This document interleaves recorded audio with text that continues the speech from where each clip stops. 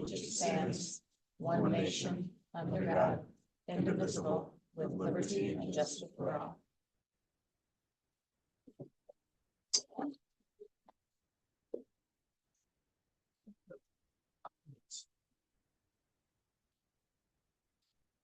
Dowdna and Ms. Troxler are absent. All other board members are present. Mr. Board, has public notice been given? Yes, it has. Shout outs to celebrations. Ms. Coleman, do we have any tonight? We do not. I'd like to give them.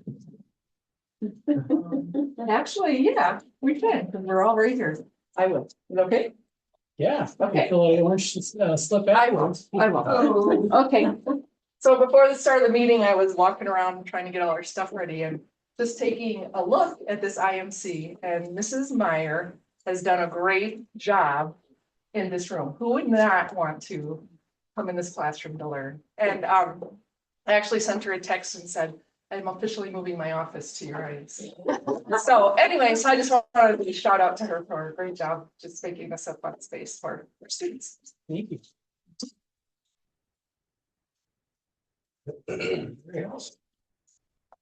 Public comments. Per policy 0167.3, anyone wishing to participate in the period of public comment must be a resident of the Richland School District, the parent or the guardian of the enrolled district student or the enrolled district student. Persons wishing to participate must be physically present at the meeting and must register in advance. A full time allotment of 30 minutes will be given for public comment.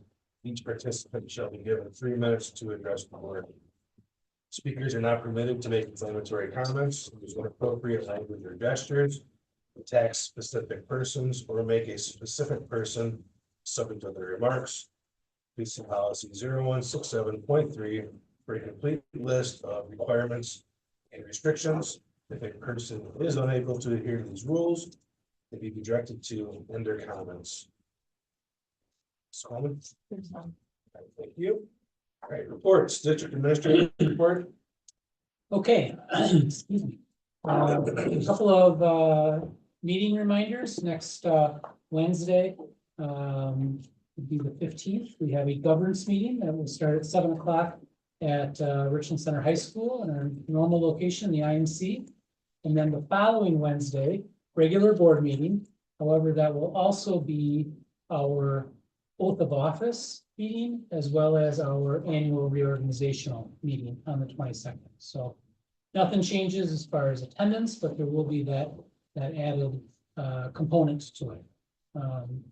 State statutes indicate that must be done no later than the last Monday in April. And because we now meet on Wednesdays, that last Wednesday in April would be after the last Monday. So we'll do it on the 22nd and post accordingly. Okay, secondly, spring elections were yesterday. We had 3 board members that ran unopposed, but still congratulations are in order. Unofficially, Tiffany Thompson, Sheila Troxel, and Jill Sharp were all re-elected to our board. The canvassing meeting, the official canvassing meeting, will happen tomorrow at the Richland Center High School in the board conference room at 3 o'clock. That's a public meeting, but that is when the official ballots will be counted and reported. Okay, so that will happen tomorrow, and then everything will be official. And we'll make the official announcement on the 22nd as a formal board agenda item.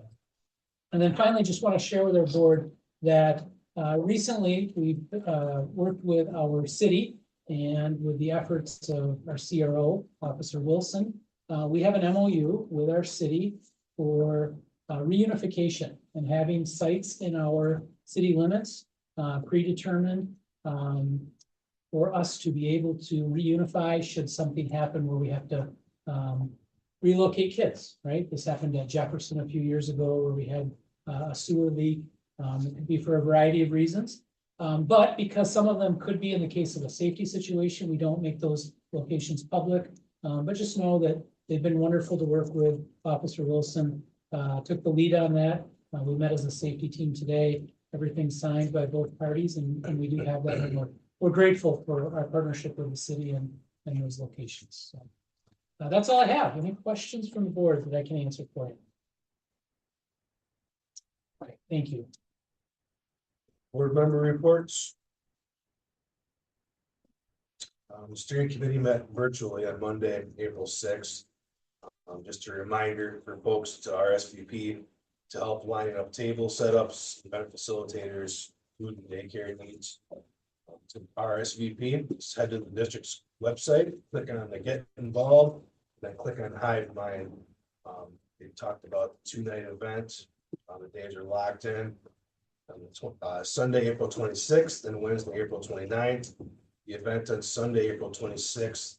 Snacks will be provided by Wild Honey and Juicery Cafe from 3:30 to 4, and the event will be from 4 to 6.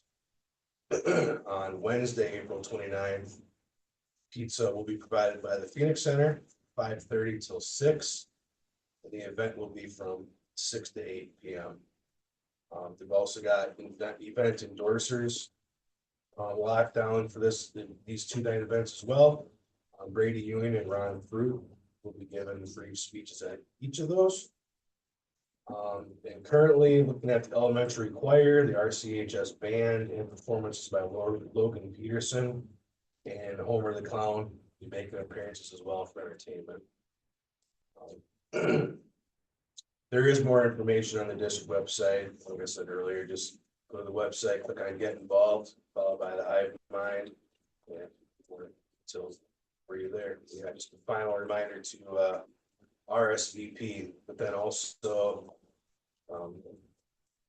folks in the room, folks online and such, get out there and get the word around this 2-night event. The more people that we get, the better. That's it. So I have any questions for me? All right, student council report.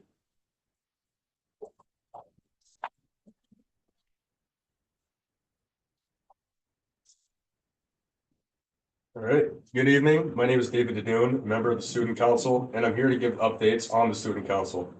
Recently, members have been preparing to attend the WASC State Conference, a statewide leadership event that brings together student leaders from across Wisconsin for 2 days of growth and collaboration. At the conference, students participate in interactive workshops and breakout sessions, focus on leadership development, attend motivational keynote presentations, and engage in networking opportunities with peers from other schools. The event also includes competitions, leadership elections, and a feature fair that highlights college and career opportunities, all designed to help build skills for students they can bring back to improve their communities. In addition, we have introduced new Student Council t-shirts designed by member Kylie Burns, and trust me, they're fire. Looking ahead, we are excited to share that the application process for next year's Student Council is now open, with all applications due by April 17th. We encourage interested students to apply and take part in shaping the future of our school. Thank you, and free for any questions. All right, thank you guys. Thank you. The marketing and communications report. Okay, so hopefully you got an opportunity to watch Carrie Stoltz, our Director of Marketing and Communication, her presentation. She talked a little bit about some of the ways that she promotes the district, how we notify families, website updates, things like that, as well as some of the things that we're working on in the near future. But she is here tonight, so if you have any questions, she can certainly answer them.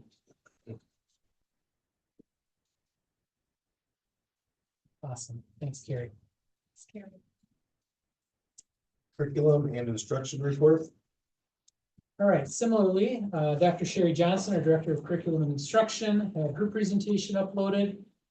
She talked a little bit about our state testing and the AP exam prep, a little bit about the PLCs and the collaborations that our staff are going through using data, Act 20, and then some tier 1 instruction and professional learning. But again, Dr. Johnson's here as well. If you have any questions for her. Okay, thank you, Dr. Johnson. On to the minutes. Is there a motion to approve the prior meeting minutes of March 25th, 2026? So moved. Motion made by Mr. Bailey. Is there a second? Second by Mr. Miller. Any discussion? Mr. Bailey. Aye. Aye. Aye. Aye. Okay, on to financial items, approval of statement of cash and invoices. Make a motion to approve the statement of cash dated April 1st, 2026, and approve Community First General or Community First Bank General Checking Account tax number 88158 through 88218, ACH number 252604800, 252604858, EFT number 202500279 through 202500285. For a net total of $819,303.30. This is for the purpose of the general operating costs of the district. Motion was made by Mr. Miller. Is there a second? Second. Second by Mr. Doudna. Mr. Bosworth, anything you want to point out or add? I don't have anything specific to add tonight. Thank you. Any discussion? Sure. Aye. Aye. Aye. All right. Mrs. Coleman, consent agenda items. Motion to approve the consent agenda items, motion to accept the donation of $500 from Skills USA from Cardinal Glass. Motion to accept the donation of $1,000 to assist with family food accounts from Cardinal Glass. Motion to accept the donation of $165 for the snack pack program from the Richland Hospital Incorporated. Motion to accept the resignation of Ashley Westerfeld, our CHS Family and Consumer Science teacher at the conclusion of the 2025-26 school year. Motion to accept the RCHS course description guide for the 2026-27 school year as presented.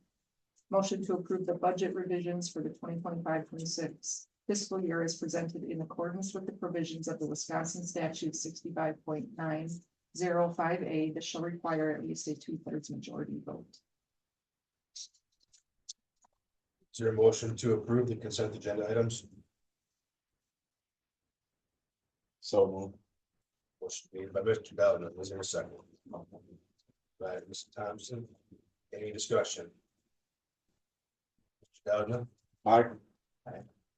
Aye. Aye.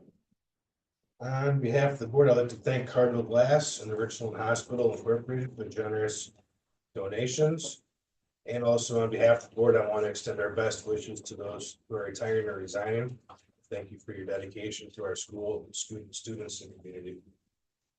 Is there a motion to approve the modified agenda? So moved. Motion made by Mr. Billion. Is there a second? Second by Mrs. Thompson. Any discussion? Mr. Miller. Aye. Aye. Aye. Aye. All right, on to information and discussion items, district vacancies and appointments. There are 4 district vacancies and appointments for the 25-26. If you're online, you'll see some of the status updates have changed since the printed book here in bold. The behavioral technician, we are in the interview process for that, actually. Looking at, Monday, I believe the interviews are being completed for that. Night custodian, we've reposted that again, looking for all qualified applicants for a night custodial position for the district. Special education aide at the intermediate school, we've completed the interviews. We'll be looking to extend an offer of employment in the coming days. And then the maintenance technician district-wide interviews will be conducted here in the coming days as well.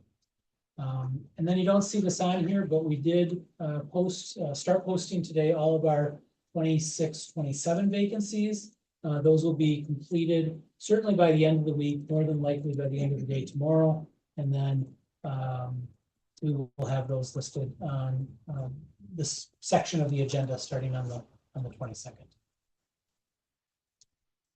Any questions from the board? Thank you. The McKinstry report on capital improvements. Mr. Bosworth, would you mind just giving a quick recap and introduce these folks? Yeah, you bet. So it feels like maybe about a year ago, I don't know, time flies, right? When we approved, board approved a contract with McKinstry Consulting, and they would come in and they would do a thorough walkthrough of all of our facilities.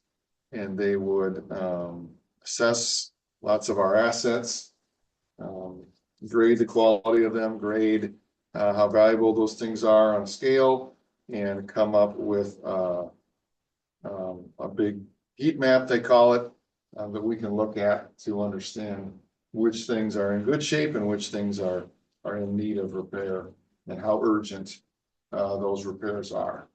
So it's been pretty cool what they've come up with so far, but they'll explain it to you. All right. Thank you, Mr. Bosworth. You bet. So to kick things off here, I think we may have shared a little bit of this when we gave the update meeting. I don't remember exactly when that was, sometime in the winter, and it was still in progress, but we wanted just to update the board on where things were at. So this is more of, in terms of having the data to support a 10-year capital projection. We're there now. We still have, obviously, the 2 additional buildings that were acquired. We have that under contract to come back when that's ready to do, and we'll add that to everything you're going to see tonight. But this is without those additional buildings. So a little bit about the background and methodology, and then obviously New and the engineering team are the ones that were here on site, and he'll present more of the data to you that we found. But there were 500 plus assets that were inventoried through our on-site surveys of the building of the district portfolio buildings. We interviewed the maintenance staff, Chris and Mark as well, Mr. Bosworth as well. And it was all, it's one thing to go through and have our experts look at certain assets like boilers, chillers, air handling units, but understanding how historically things have been maintained, how things are operated. That allows our team to arrive at what we call an observed useful life, because when you look at a piece of equipment, the manufacturer is going to say, this HVAC equipment is going to last 20 years. We found many times that when things are well maintained, the right preventive maintenance tasks are performed and schedules, we've seen those things last over 30 years, sometimes 35 years, and that's savings to the district. So we want to give our expert opinion, but also tap into some of the historical knowledge here from the district. So with that, we also took photos of everything that we used, and that's included in some of the online information that we have. So the asset categories, just kind of the top level categories there, ones you would expect. Major assets are really going to drive your capital plan year over year for the next 10 years. So HVAC, electrical, plumbing, roofing, exteriors, pavement, interior finishes, and then we also included, for the request of Mr. Bosworth and the team, some non-facility equipment, things like the fleet, IT equipment, and furniture, because the platform that we have and the tool that we have, essentially whatever you want a capital plan for, we can put that data in there. The caveat with those non-facility equipment is that, we're not experts in vehicles, we're experts in buildings. So as long as that data is provided to us, our team can take that and incorporate that into the database. So things to consider, like remaining life, there's several things that go into that. So one is, as I mentioned before, the industry standards, kind of the book value, as you call it, that manufacturers will define based on equipment that they manufacture. As I mentioned before, the operating environment, frequency of use, has equipment been maintained adequately, have filters been replaced, have belts been replaced, those types of things all factor into that. And then obviously the visual observation of Mr. Lohr here and the team that was on site doing the site visits and the surveys.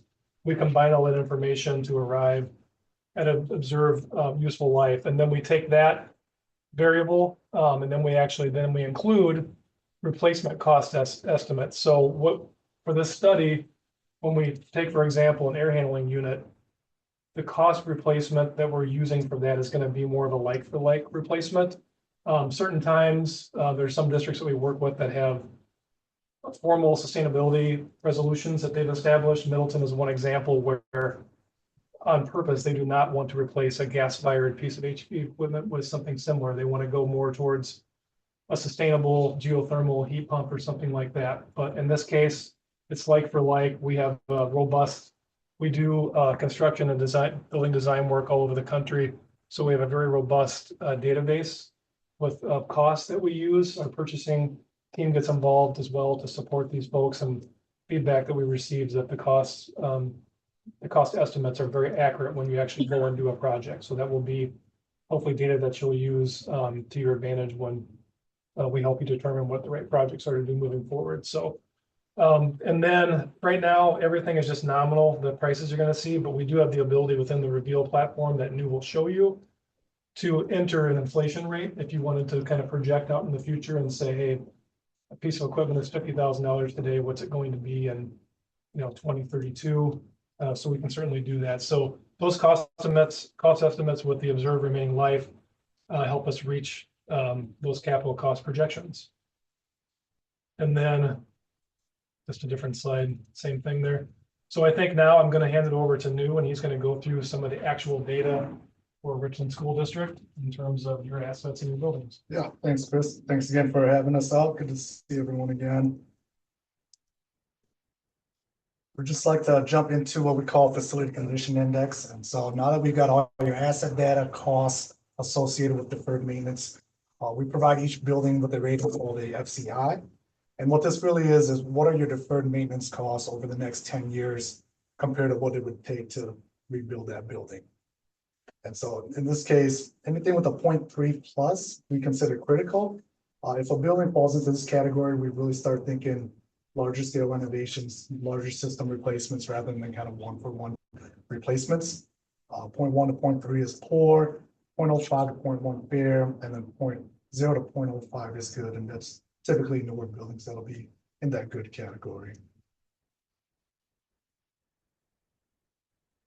So we'll give you the FCI scores of your buildings here. Primary school, 0.04, good condition. Intermediate, 0.07. The high school at 0.12, and then partner charter at 0.15. So just something to note here. We do facility condition assessments for a lot of districts around the state of Wisconsin here, and these numbers are pretty much in line with what we're seeing. So I don't want you to get the takeaway from this to be, we've got buildings in poor condition. I think high schools in general, larger facilities, a lot more assets, so the costs are just going to be higher. And the partner charter, because it's a smaller building, it does not take a whole lot for the cost to kind of equal what it'd take to replace that building. So that is the overall scores after compiling all of the data. Any questions on FCI or the ratings? Hopefully no major surprises on the buildings. Next is the projection over the next 10 years. We're estimating district will need approximately 17.4. And of course, that's with no inflation, and we can add that with the reveal tool. So approximately 1.7 per year over the next 10 years. And as you can see there in the green, those are the non-facility assets of the fleet equipment, IT equipment, and some Athletic fields. Yep. I do want to point out here, the orange line is the accrued costs over time. And it is nice to see where it's nice and linear. It just means there's no major surprises. Year after year, you can almost kind of plan for it. And then another thing to know is 2026 is pretty long. You obviously are doing a lot of work in the district here. And that's what we found. A lot of the equipment and assets that would have needed to be replaced are currently being replaced or currently being worked on. So costs for year one are very low. That's not typical of most districts that we work with.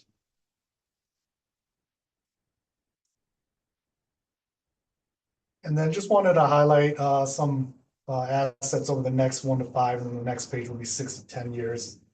These are assets that we found generally exceed $75,000 per unit or per asset. So year one, again, pretty low. Partner school, charter school, windows, lighting, and doors. We're estimating about $78,000 for that. Year two, we've got high school, lots of drives, generator and BAS generator and BAS systems. That's the HVAC control systems out at the school. Those are typically higher cost items. And then same for the intermediate school. And then you've got primary school with some flooring there in year two.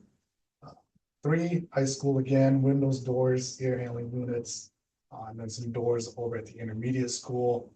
And then for 4, VAVs, Those are variable air volume boxes, and that really is what's providing the air conditioning to each room or each zone. And then fire alarm system for high school, and the air handling unit and condensing unit over at intermediate.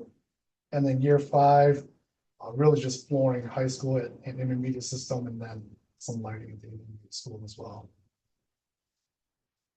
And then just something to note there, over the next 5 years, the kitchen equipment totals over 75,000. So where, it may not equal 75 or more in a particular year.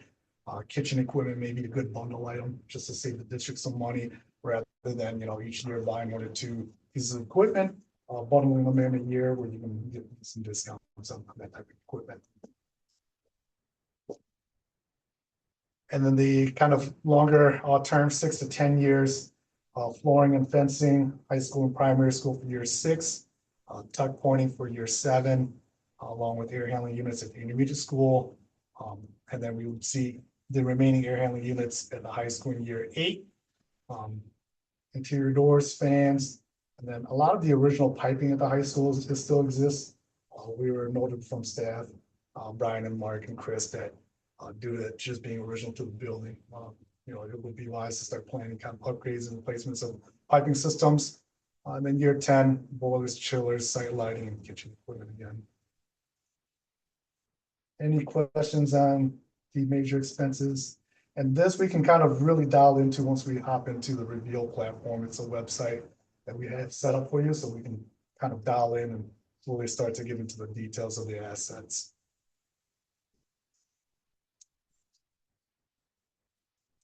We've got a breakout by subsystem over the next 10 years. HVAC is, always kind of number 1 or number 2 for districts for costs, just because boilers and chillers cost a lot of money. So that is definitely what carries the most weight here. I think something to note that's not on here that is typically number 2 or 3 for most school districts is roofing systems. You guys have done a great job of replacing roofs when they needed to be and maintaining them. So that's not on the list. So you fall to interior finishes and site improvements. And site improvements is really your parking lots, your driveways, and your sidewalks.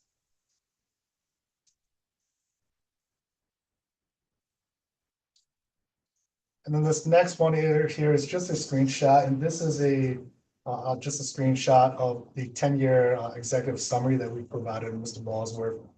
And what this really breaks out is by year and by school, so you can see kind of the needs of each school year to year.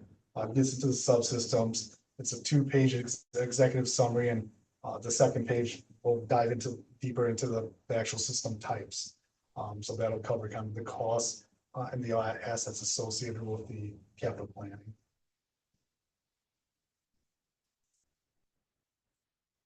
Chris, do you want to take the summary next steps before I hop into Reveal? Oh, you can continue. Sure.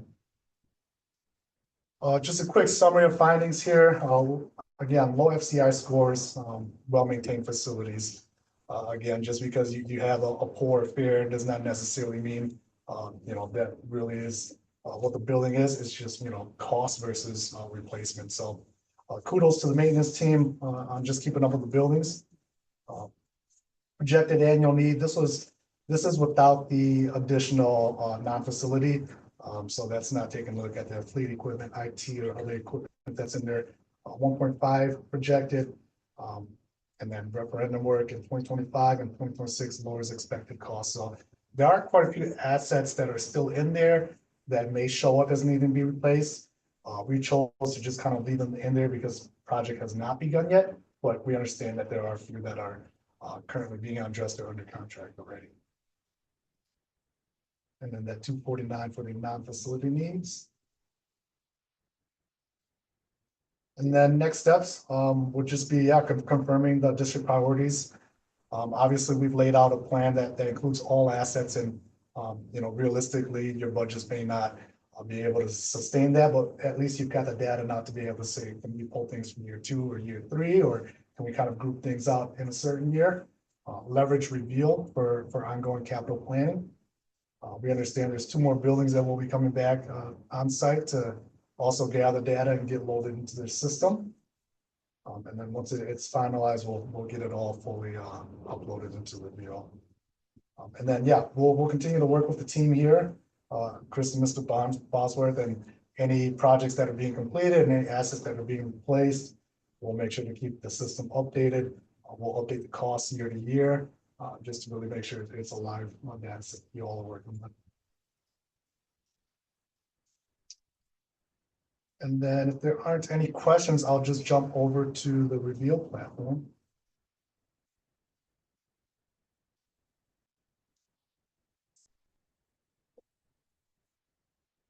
And so this is what we call reveal. It essentially is all the data that we've gathered and collected. It's in Excel format, and we just take the data from Excel, put it into a website just to make it easier to navigate and easier to see. Front page here is what we call the overview page. Just a overall map of the facilities, and then the FCI scores associated with each building. So you can kind of just hover and see what the current scores are. And if you click into one of the schools here, over time, as you do work in the buildings, you'll see this start to move up and down. So as you do replace assets, repair items, your FCI scores will go down. As things come due to be replaced, it'll go up. But year after year, you'll start to see a trend in the graph here.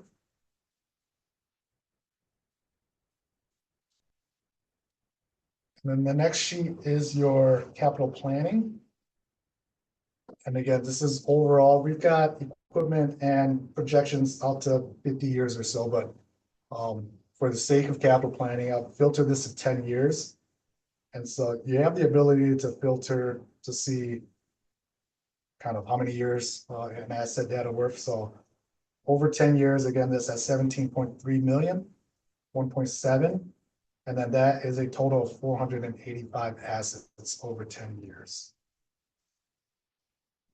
One thing, change Yep. that to none. Yeah. So we can see the full. Yep, I'll do some filtering here. And while I'm doing this, if you look in the upper right there, and as Chris was mentioning before, industry remaining life of most of your assets, I mean, a lot of it is beyond what industry standards say.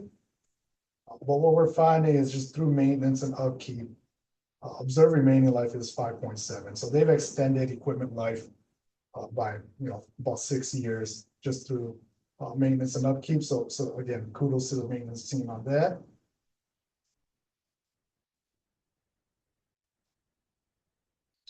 And the next item here is what we call our heat map. So what you're looking at essentially is, I can zoom in a little bit here.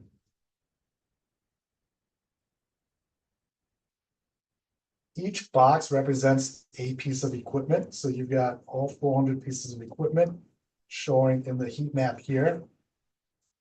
And so I've just filtered it and sorted it in a manner where upper left here is going to be your most critical or in need of replacement pieces of equipment, and then lower right does not score as high. So if we jump into a piece of equipment here,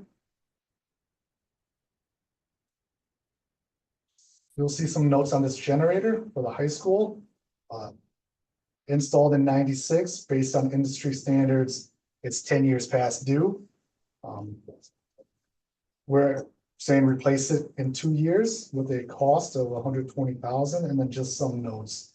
Though it is working, turbo is failing and there's oil leaking on the unit. And then here is how you kind of see how it gets filtered and sorted. And this is what we call your impact scores here. And so it's based off of 5 scores. Good.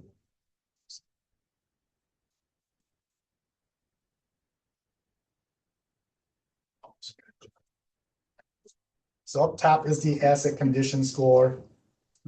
Each one is a scale of 1 to 5. When it comes to asset condition, if it's in a 5 condition, it's generally failing, failed, or no longer operational, and those assets are going to score higher. And because the generator is leaking, has some turbo failure, it's a 4 value. Next is operational impact. If this piece of equipment were to fail, how would it affect the district? Obviously, if a generator fails and the power goes out, not going to be able to have school that day. So the operational impact of that is going to be 5, or the max. Energy impact, generators, It's a diesel generator, but still consumes energy, helps to power the building. So 3 there. And the replacement cost. The higher the cost of the piece of equipment, the higher the score. In this case, being it's 120,000, it's 3 points, and then remaining life also factors as well. So out of 25 being the highest, the generator scores of 20.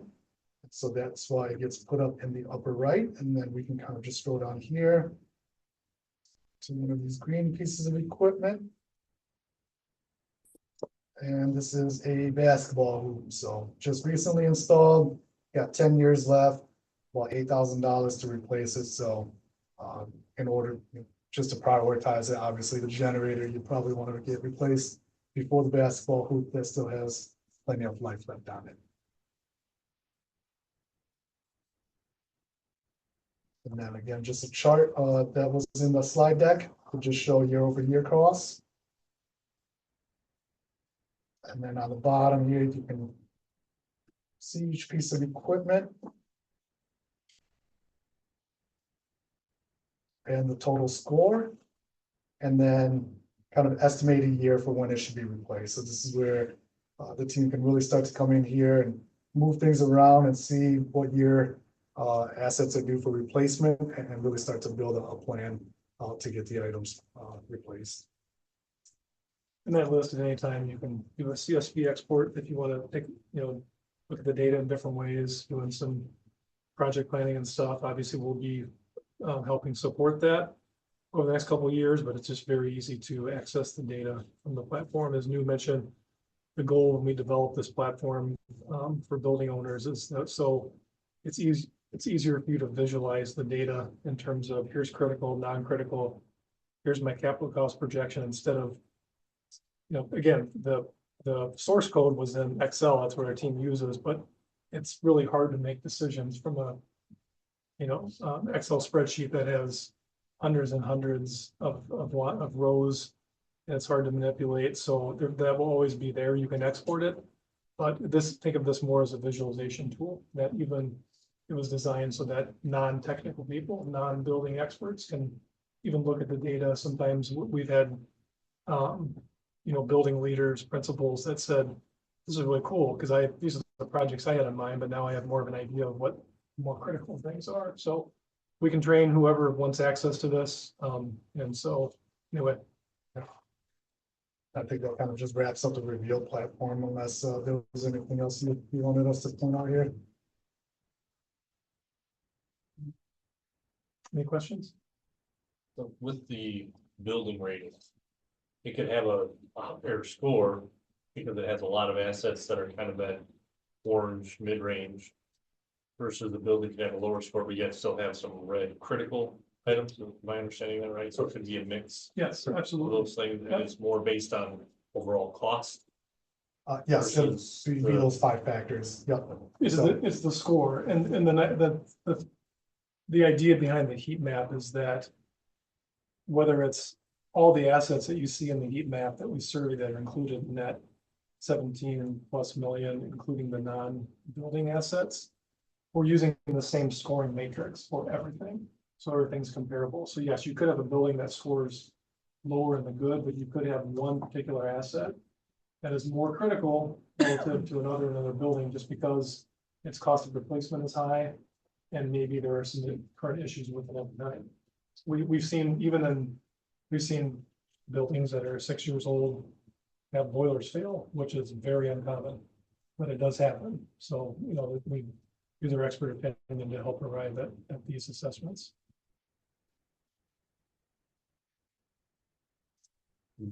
We know the things that are on that more critical, how many of those are currently on the list of referendum repairs and changes. Take a quick look down here and kind of get top 10 building automation system here, generator, a couple of air handling units over at the high school.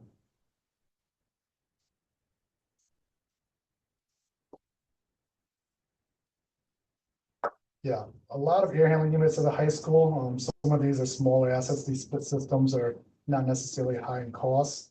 And their replacement year is 2028. So we can definitely work with the team to see what's currently being worked on. The neat thing about this is if you're in here, you do see one of these is being worked on, you can come in here and just say, remove this from the budget. Exclude it, we're already working on it. It'll reshuffle the deck and kind of just jump to the next piece of equipment.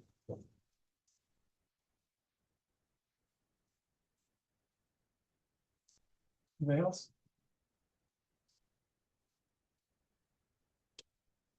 Well, thank you for the opportunity to Yeah, present thank you. this. We've really enjoyed working with the district and look forward to continuing the partnership. So thank you. Thanks.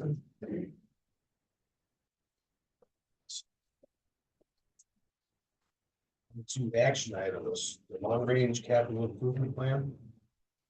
Okay, before I see if Mr. Bosworth has anything to add, I'll give you a little history here. School districts have what's called capability of putting money into Fund 46. Okay, it's a capital improvement fund where when a district has extra money or money that it can allocate, it can put into Fund 46 for improvement projects, because instead of putting into a fund balance, you're putting into a dedicated fund for Fund 46. The rules around Fund 46 are that when it is established, a district cannot touch it for 5 years. They can invest more money into it. They can't pull anything out. And so we established this, it's like in 2023, so we're 3 years in. I believe there's $25,000 that we put in there at that time. And the goal was just to get the clock ticking on this thing so that at some point we could put money in and withdraw. There's not a huge amount of money in there. We've gained a little bit of interest on it. Mr. Bosworth may know a little closer number to what we've actually got in it, but it's probably between 25 and 26,000. But part of the obligation of Fund 46, which we still have to adhere to, even though we're in this 5-year waiting period, is that the district and the board has to approve a 10-year long range capital improvement plan that is no less than 10 years. Okay, so that's what we've presented to the board in the past. Now that we have this data from McKinstry, and which is why we've waited, this is our annual time to approve our 10-year plan. It's not committing or allocating any funds to it. It's just saying we're aware of the plan and we're in agreement that this is the plan that would work. Mr. Bosworth, do you have anything to add to that? I feel like I'm missing something. So the news showed a little bit of this, right? This is the long range plan. I would say what's a little bit different is that in the past, the plans that I saw the last couple of years, they tended to be pretty project specific and probably even more, we think this will work in the budget over the next, 1 to 5 years. Whereas this plan is more of a needs assessment and more of a all-in total dollars. You want to fix everything, that's urgent. This is what you need to look at, and this is the dollars you would need to spend. So it's a slightly different way of looking at it.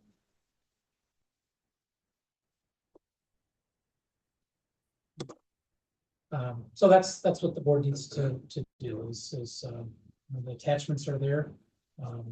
We can continue to add money if we do have a surplus in any given year and we feel our fund balance is healthy enough. We could add money into Fund 46, and we are getting to the point now where we could start to plan 2-3 years out because that 5-year clock will be expiring, whether it's vehicles or starting to put money towards hard surface areas or things like that. You could start to plan for that, and that's just kind of tying it all into what these folks just presented.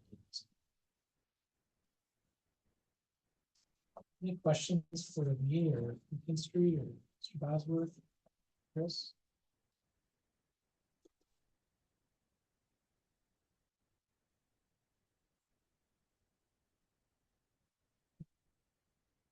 Is there a motion to approve recommendation for the long range capital improvement plan as presented? Made by Mrs. Sharp, is there a second? Second, Mr. Miller, discussion? Mrs. Thompson? Aye. Aye. Aye. Aye. Private school attendance areas and transportation. Okay, so part of state statutes, thank you, folks.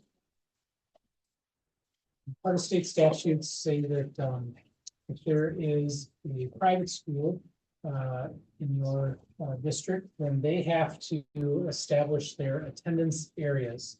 And so we have two private schools, St. Mary's and Eagle. And last year, 2025, they submitted their attendance area, the general area that they have students enrolled in their facilities or in their school district on. If they don't submit a new updated map or attendance area by April 1st, then the old one is what the previous year is what gets approved. And so I should just note, and I think I've got this highlighted here, we did get a map from Eagle. St. Mary's is fine with the status quo, so they did not necessarily submit anything new. The next steps in this, obviously the first step is for the board to recognize more than anything. They're not, they're used for transportation purposes. They still have to be within our district. It doesn't establish enrollment boundaries or affects residency or student enrollment rights or anything like that. So tonight you'd be looking at approving the attendance area by May 15th, the student eligibility list for 26-27 for each of those schools. And then by July 31st, they would get final transportation data. And then in August, finalizing those transportation routes at the board level. Turn it over to Mr. Bosworth again. Forget anything or anything you want to add regarding that? So those maps that you're looking at, the idea there is that if a resident student lives in our school district and they want to go to Eagle or to St. Mary's, we have to transport them. We don't have any private schools that are outside of our school district that we need to transport. But if you look at the Eagle map, that may help you understand that concept. They're supposed to, and I think we do, they need to supply that map to all of the surrounding school districts. And it's important for those neighboring school districts to know, hey, if I have a student that lives in my district, but they're inside of that circle, we might be on the hook. We as another school district could be on the hook to transport them across the school district lines and get them to either of those schools.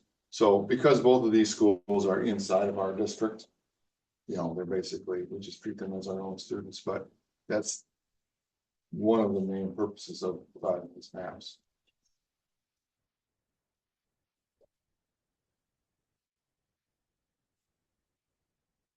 Any questions? Again, just for transportation purposes is what the board is recognizing this.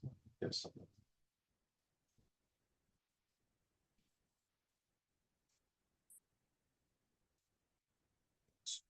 Is there a motion to approve the private school attendance areas in 2026-2027 school year and acknowledge compliance with transportation notification requirements under Wisconsin statute 121.54?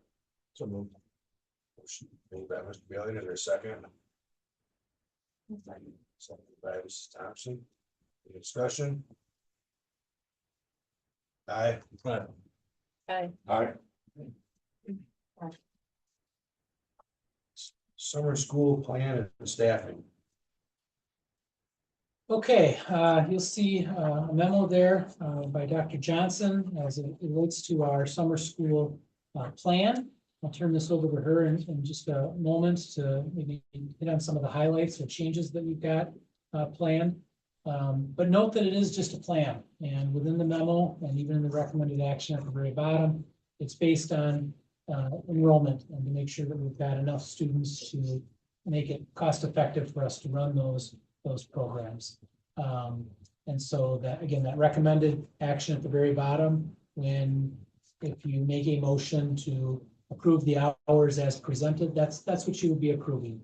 The 76 hours for up to 10 elementary school, summer school positions, 45 for virtual, et cetera. That last paragraph there. And all based on having enough students and being able to find qualified staff to run this. And if we don't, then we wouldn't. But Dr. Johnson, you want to add? Sure. This year is our first year of offering a rigorous summer school option for those students involved with reading plans from Act 20. If you're hearing about this, and essentially for students in 3rd grade going to 4th grade, we have a retention policy now about these students. And so it's important for us to provide rigorous support for them in summer school if they're not choosing to retain. Retention is not a strong choice. And so we really want to just intervene and help support them. So our summer school this year is really going to focus on 3rd grade reading as well as 2nd grade reading students who need those supports. We're doing a lot of the same things that we've always done, but we're really emphasizing those things by providing a reading specialist at our summer school this year. We don't really know how this is all going to shake out, so we're kind of trying some things to see what best fits. We're still doing the STEM and Spanish, but like Mr. Ford said, that we are making sure that we're trying to stay as budget neutral as possible. So we have those numbers tied to running certain sections. As far as high school goes, an additional part is we have a Hive teacher running some virtual reading sessions also. So that will be exciting, a nice addition. In the high school, some additional opportunities are, along with strength and conditioning and band, now we're offering also baseball and volleyball. So those are 2 of the new pieces for the high school. Anybody have any questions about summer school offerings and staffing plan for those? So I don't have necessarily have a staffing question, but I guess more of a location of the high school. I would assume that there is a plan in place. You have a big driveway, right? I do have At this point, we are, if I remember correctly, it's kind of a wait and see in some of these cases, depending on where Nexus needs us to not be. Plan is to do elementary in this building. This is air conditioned, and then 7 through 12 at the high school, as well as our food service. Realizing that there may be some times where we just have to be out of the area, and then Nexus has assured us they will make sure that we have enough notice to be able to communicate. Because we will move it as needed. But the hope right now and the plan right now is to run everything at the high school that we normally would, elementary moving down here. And that's probably where we'll stay from here. What's the cutoff time frame for having everything set and the plan set? So people who may say somebody put their name into 10, but then the class size is too small, they can't attend.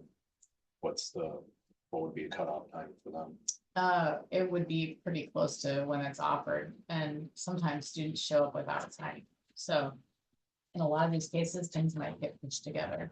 It might not be eliminated, it might just look different. Like if, for example, in elementary, we might have a 3rd, 4th grade combined class. Okay. Can you just go into a little bit of detail with the summer baseball and summer volleyball program proposal being moved? Yeah, what we're trying is something similar to strength and conditioning, where we were already offering weightlifting and those types of things for our student athletes and anyone else that wants to join that. So instead of just having it be random, this, that, or the other, we have it on a schedule with staff. And so that's what we're doing now with baseball and volleyball. They already have things on the calendar. And anyone who wants to try baseball or volleyball for the summer activities can then sign up for these classes, and since they're scheduled, they can participate. Thank you. A little bit of a pilot. For sure, yes.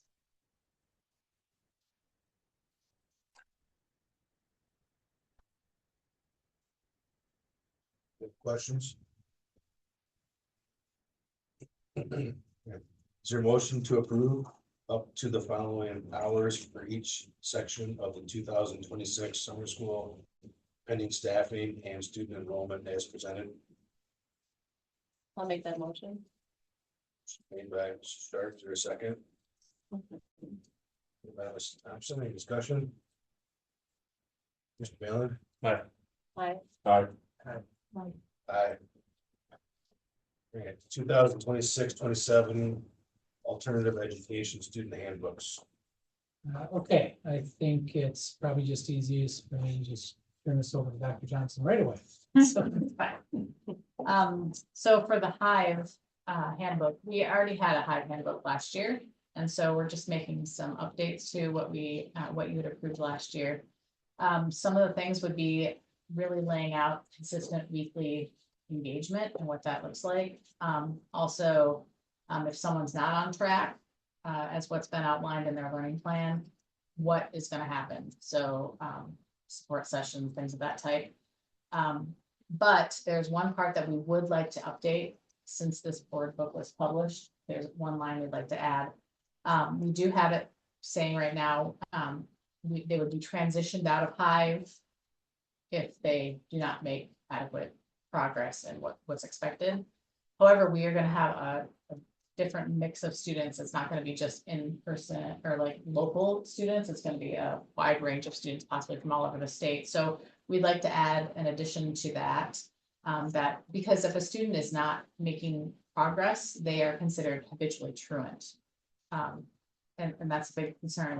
We don't wanna perpetuate that. So we'd like to add one sentence that says the student will be transitioned back to in-building instruction. This is what we have currently, or another appropriate alternative pathway. That's what we have in there. We'd like to add this line.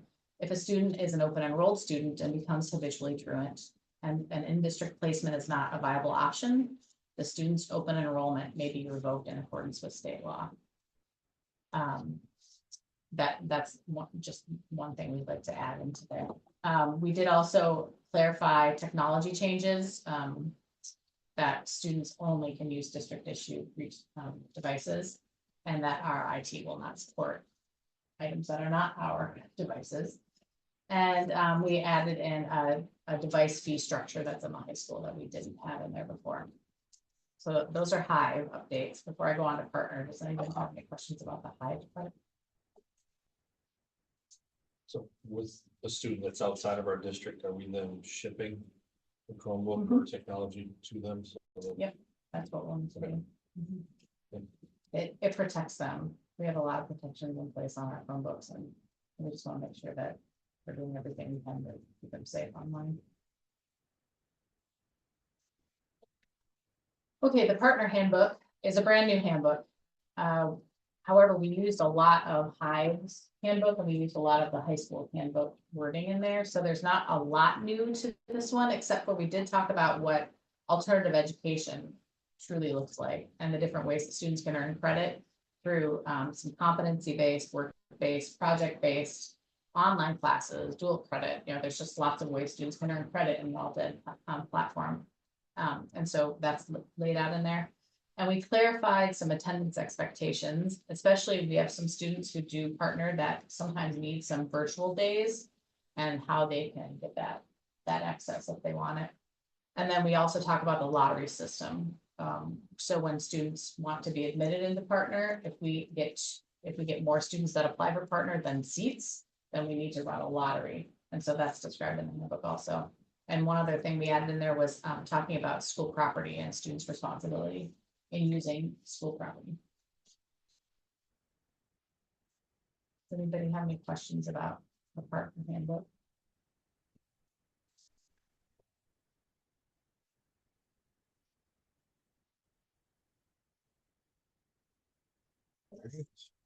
Is there a motion to approve the 2026-27 Hive and partner handbooks as presented? So move. Made by Mr. Dowden. There's a second. Mr. Miller, any discussion? Just wanted to make sure that we're constantly considering access, and so I know that the high school talked about when kids enter into the high school, maybe as a transfer student, right, that they are given this review is there a process in place to make sure that families are coming the year or at the beginning of the year? And then access as far as like if families are not English first speakers, that there's somebody that can help. Make sure that we understand what it is saying. Yeah, we, once this, this possibly when we approve, we will get them translated to Spanish. But if there's other languages, then we would need to figure that out for them. But there is, our front desk folks are really good about communicating that, and then we have to get a signature that it is received and understood by student and parent. Thank you. Have a motion and a second, any other discussion? Mr. Sure. Hi. Aye. Aye. Aye. Is there a motion to adjourn at 8:02 PM?